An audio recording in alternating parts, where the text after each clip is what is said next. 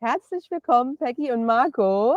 Ich freue mich so sehr, dass das heute geklappt hat. Und ihr seid ja quasi die Hauptdarsteller in dem ganzen Prozess bei mir. Ihr habt mich ja auf den Pilz gebracht, auf den Fliegenpilz. Und genau, wollt ihr euch mal ganz kurz selber vorstellen, was ihr so macht und wie ihr auf diesen Pilz gekommen seid?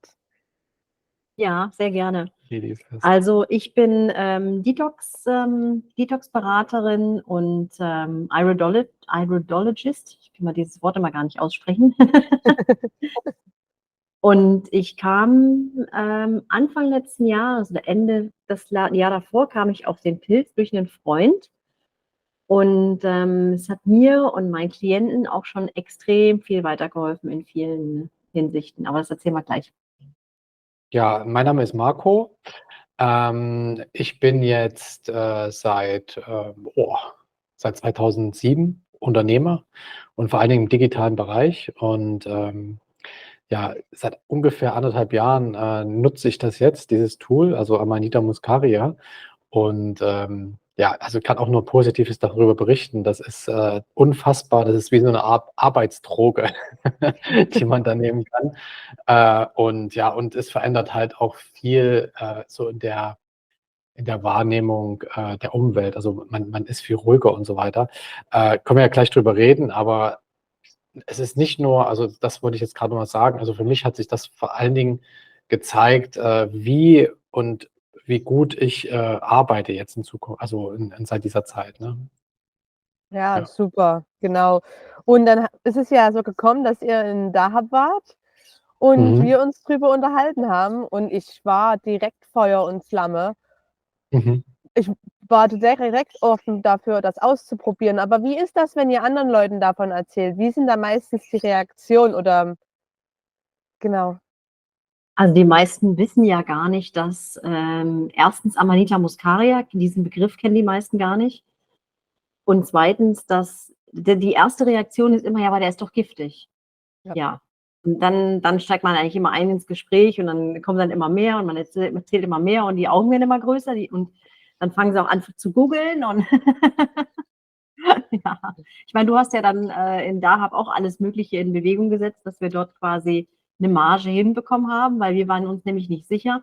Deswegen haben wir leben ja in Thailand, deswegen haben wir ja auch nichts mitgebracht, weil wir nicht sicher waren, ob wir das, weil wir überhaupt auch über Singapur geflogen sind und deswegen. Das legal ist, ja, Genau, aber es ist ja ja, wirklich legal, also sowohl genau. in Ägypten als auch in Deutschland. Und es ist ja, ich meine, wie Genau. kann man etwas verbieten, was da wächst, ne? Also was überall im Wald steht. Ja. Das hoffe ich, wird nicht möglich sein. Ich habe durch meine Recherche in dem Buch jetzt, das ich fast fertig habe jetzt, ihr seid ja wirklich die Ersten dann, die es auch zu lesen bekommt. Und da habe ich herausbekommen, dass es in Amerika sogar als also als Nahrungsmittel zugelassen wurde jetzt. Mhm. Ja. Und die einzigen Länder, in denen es tatsächlich verboten ist Holland, also Niederlande, Rumänien, glaube ich, und Australien. Das sind die einzigen Mhm. Länder, wo es verboten ist. Ja, und in Polen ist es verboten zu verkaufen. Aber ja, mal Ja. schauen, was sich da die Entwicklung noch, wo sich das hinbewegt. Ja, Mhm. spannend, auch dass es in Holland verboten ist, wusste ich gar nicht. Also, Mhm. Ja, gerade Holland, ne, die ja. ja besonderen Bezug Aber zu gewissen Substanzen haben.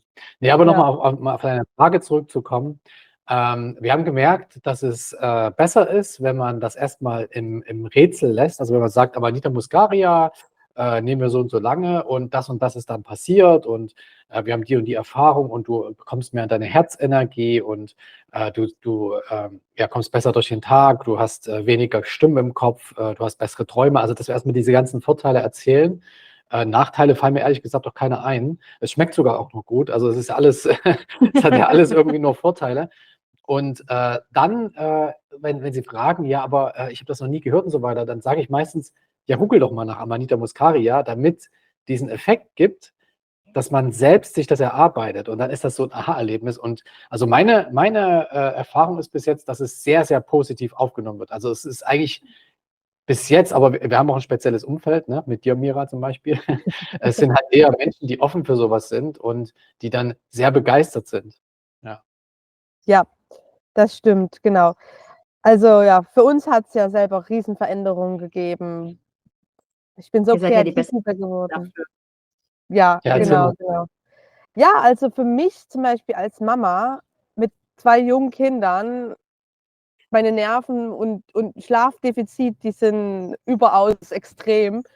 Und für mich hat selbst wenn ich nur 4 Stunden Schlaf bekomme, wache ich extrem ausgeruht auf und habe den ganzen Tag Energie und habe auch wieder Kreativität und Energie, mit meinen Kindern zu spielen auf eine ganz andere Art und Weise. Mehr mich in den kindlichen Kopf reinzuversetzen und dann total verrückte, silly Games zu machen. Und also das hat unsere Verbindung miteinander total geändert auch. Plus, ich bin ausgeschlafen, ich habe mehr Energie. Ich habe mir natürlich noch mehr Nerven erhofft, aber die Kinder wissen ja auch genau, wie sie dich halt challengen und die werden immer deine Knöpfe drücken. Das ist halt Ja. genau. Aber ich denke, ich bin definitiv eine bessere Mama geworden, eine ausgeruhte, eine mehr Energie, die mehr sich in die Kinder hineinempfinden kann. Und genau, und bei meinem Mann hat es halt natürlich mega geholfen, mit dem Alkohol besser klarzukommen. Und das ist Mhm. ein riesen Vorteil für die ganze Familie, für alle Beteiligten. Das ist also selbst dafür bin ich schon so dankbar, dass wir da den Pilz durch euch entdeckt haben. Und ich bin voller Energie, dass noch mehr Menschen davon erfahren und es ausprobieren sollten, wenn sie Eben, wollen. man Ja, hat ja nichts zu ja. verlieren. Und aber gut, dass du das mit dem Alkohol ansprichst. Das ist tatsächlich, was wir so sehen, auch nicht nur Alkohol, sondern auch Kaffee. Also tatsächlich trinken die Leute weniger Kaffee, wenn sie das machen. Und ich hatte jetzt erst mit einem Freund gesprochen, der eigentlich so kaffeesüchtig war und jeden Tag erstmal wirklich zum Bäcker so einen großen Becher Kaffee, stellt den neben den Computer und seitdem er das jetzt macht, oder dann ist ihm das erste Mal aufgefallen, irgendwie nach einer Stunde oder sowas, ach, da steht ja noch ein Kaffee und er hat den gar nicht getrunken. Also er hat den Mhm. gekauft beim Bäcker, stellt den neben den Rechner und normalerweise geht das ja immer automatisch, dass man den trinkt und er hat einfach vergessen, diesen Kaffee zu trinken. Und Ja. das ist ihm noch nie passiert vorher.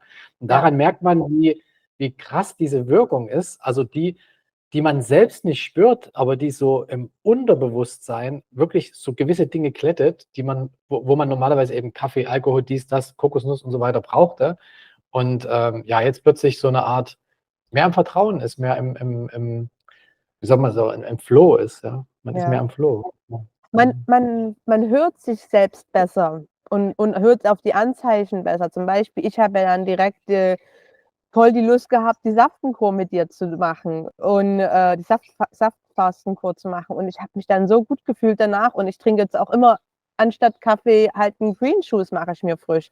Und das gibt mir schon so viel Energie und man hat so viel mehr Selbstgefühl für sich und was man eigentlich gerade braucht. Und das macht man Hm. und das baut aufeinander auf. Es wird einfach immer nur noch besser, finde ich. Ja. Das ist echt spannend zu beobachten. Ich habe es bei mir auch beobachtet. Also ich habe ja 108 Tage Saftfasten gemacht und habe das auch in der Zeit natürlich nicht durchgehend. Man nimmt es ja mal einen Monat, macht einen Monat Pause, einen Monat, damit sich auch dieser Wirkstoff Psilocybin immer mal zwischendurch abbauen kann. Aber der Wirkstoff ist halt immer noch in dem zweiten Monat da, wo du es dann halt nicht nimmst. Aber ich habe es halt auch gemerkt, ich merke es auch jetzt immer noch, dass ich so diese Gelüste gar nicht mehr habe. Also dieses Verlangen zum Beispiel nach, ich war Pommes mit Tzatziki süchtig, das habe ich nicht mehr, ist weg.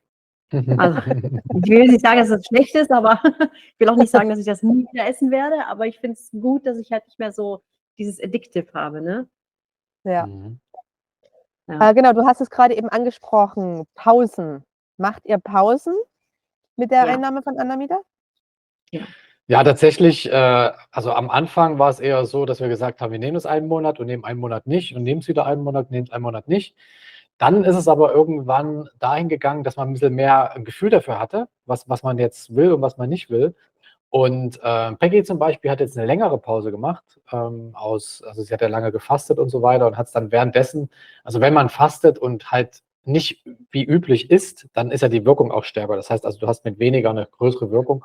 Und deswegen war das auch sinnvoll. Während bei mir war es wieder so, ich habe die Pausen ein bisschen verkürzt. Also ich habe dann eine Woche Pause gemacht und dann habe ich wieder gemerkt, dass zum Beispiel, ich weiß nicht, eine der Wirkungen, ich weiß nicht, wie es bei dir ist, aber bei mir ist es so, eine der Wirkungen ist, dass du nicht die ganze Zeit im Kopf bist, dass du drüber nachdenkst, was muss ich noch machen, was dies und ja, und wie kann man das noch verändern und das. Ich bin ja Unternehmer und bin sehr, sehr stark im Kopf unterwegs.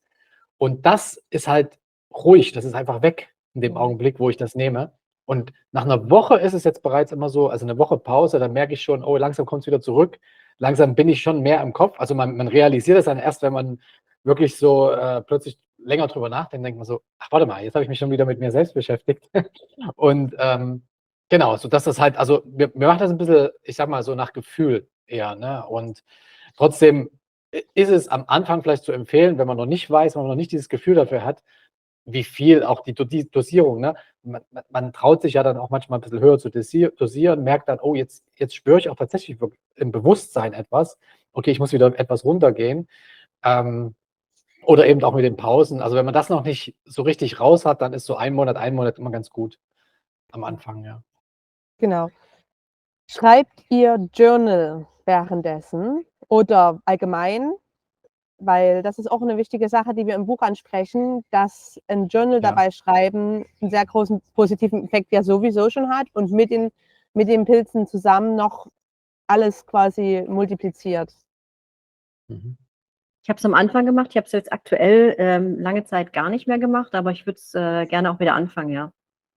Ja, bei mir ist es so, dass ich nicht der Journal-Schreiber bin, aber ich habe Handy und ich mache mir ganz viele Notizen. Das heißt also, immer wenn ich eine kreative Idee habe oder irgendwas, nehme ich mein Handy, und das ist ja meistens am frühen Morgen oder am späten Abend, und habe da so eine riesige Notizen-App, ja, wo ich dann einfach diese ganzen Notizen reinknalle, aber eben auch meine Ziele, die ich erreichen will. Und das hat sich wirklich komplett verändert. Also wenn du das aufschreibst, wenn du das machst, dann ist das wie zu Weihnachten, man wünscht sich was vom Weihnachtsmann, das ist der neue Weihnachtszettel, und dann geht das auch in Erfüllung. Und das ist unfassbar, wie gut das jetzt funktioniert, ja. Und Ja. ich habe jetzt gesehen, ich habe es noch nicht gemacht, aber ich habe gesehen, Apple hatte jetzt ein Update, also ich habe so ein iPhone, und da gibt es jetzt tatsächlich Journal, also eine Journal-App, die ist jetzt einfach auf dem ich habe die mir noch nicht angesehen, aber vielleicht ist das ja dann mein Weg. Mal schauen. Auch spannend. Ja. Ja. Und wenn du zum Beispiel am nächsten Tag steht irgendwas Größeres an oder so, und dann gehst du den Tag abends durch, schreibst wirklich detailliert auf, wie dein Tag so verlaufen soll. Und am nächsten Tag fährst du quasi, ein Freund meinte immer so, ja, dann läufst du wie auf Schienen. Also der Tag läuft dann einfach und es passieren keine unvorhergesehenen Sachen irgendwie. Also so hat er das erklärt.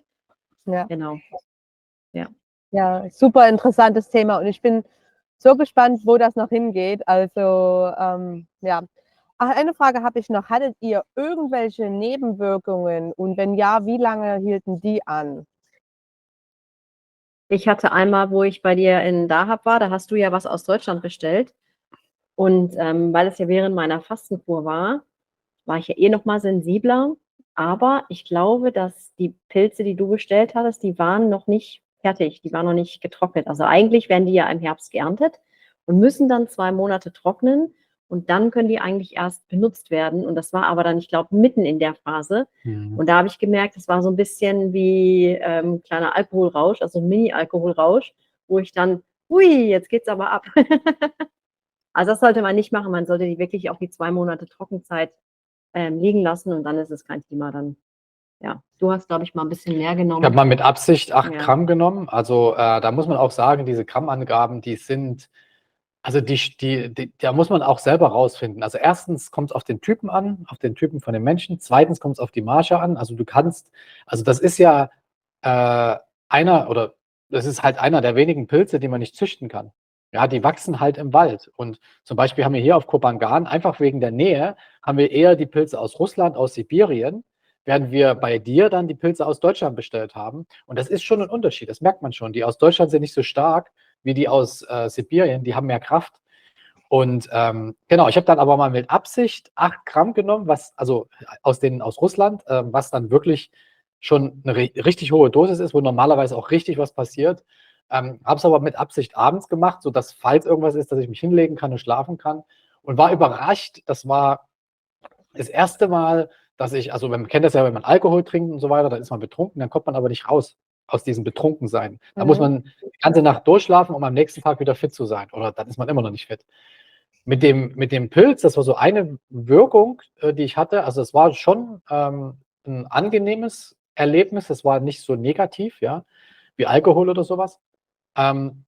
Aber ich hatte es auch mehr unter Kontrolle. Also ich konnte auch so sagen, so, jetzt stopp erstmal, ja. Und dann hat der Körper auch so reagiert. Also dann war ich wieder klar, war wieder alles gut und so weiter. Das habe ich so eigentlich auch noch nicht erlebt. Also das ist quasi ja, dieses Psilocybin, also dass du die Macht darüber hast, ob du jetzt reingehst, ob du dich fallen lässt oder ob du jetzt doch nicht reingehst und standhaft bleibst. Ne? Und das war echt spannend, ja. Das war aber keine Nebenwirkung, das war eine bewusste Wirkung. Also von daher, Nebenwirkungen Also Nebenwirkungen haben wir bis wüsste jetzt. ich bis jetzt, habe ich nicht feststellen können. Mhm. Ja, Wir auch nicht, wir auch nicht. Meintest du Mosimol? Weil Psilocybin ist doch bei den Magic Mushrooms, oder? Ist das nicht der Unterschied? ja, genau. Also Ah ja, ja, ja. Ja, genau, genau, nur.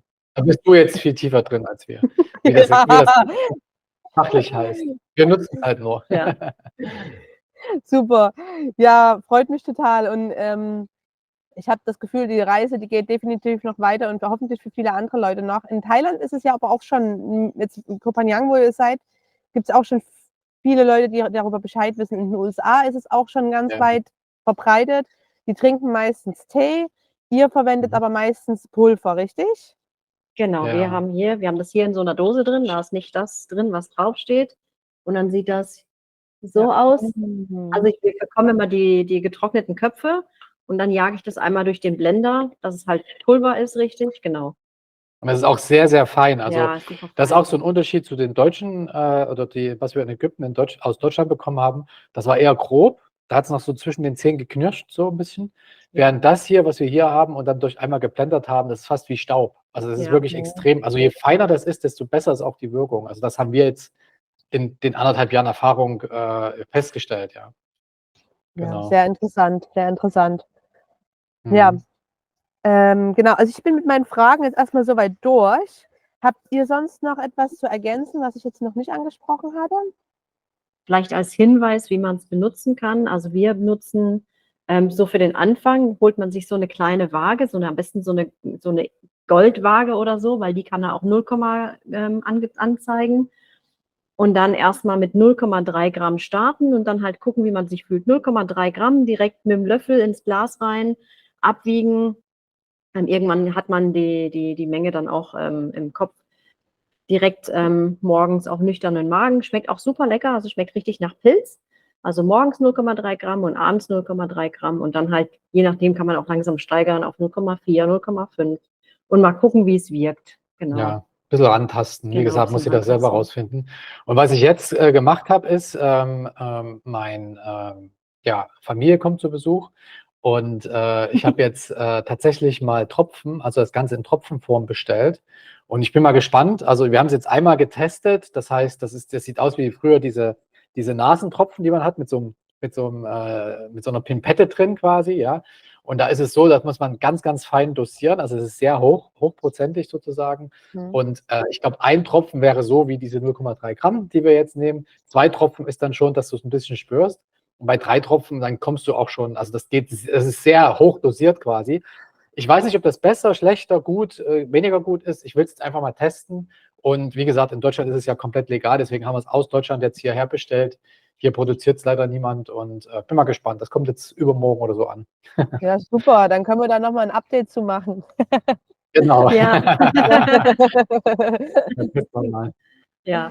Ja, genau. Genau. Ja, freut mich mega. Wie gesagt, ich bin so euphorisch und jetzt die Woche, denke ich mal, ist das Buch fertig und es wird rauskommen in Deutsch und dann hoffentlich in 2 Wochen später maximal auch die englische Version.